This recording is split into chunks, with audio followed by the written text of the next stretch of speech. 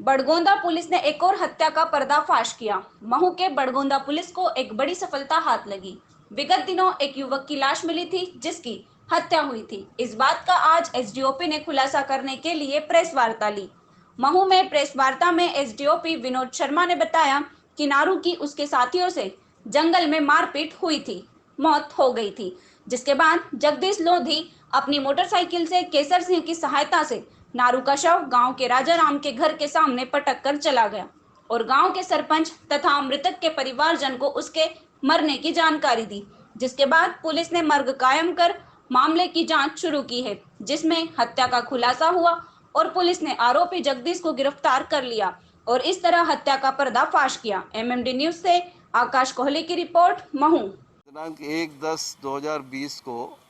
सुबह 9 बजे करीब थाना बड़गोंदा पर टेलीफोन से सूचना मिली थी कि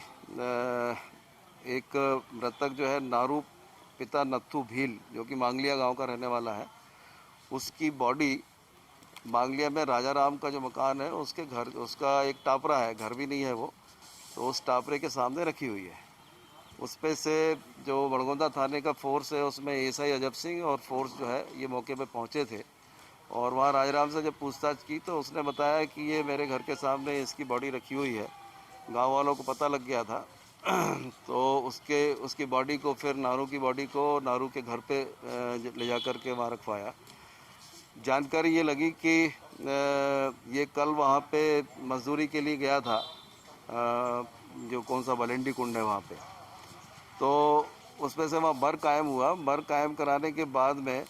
और मामला संदिग्ध होने पे इसका जब पीएम करवाया तो पीएम में ये पता लगा कि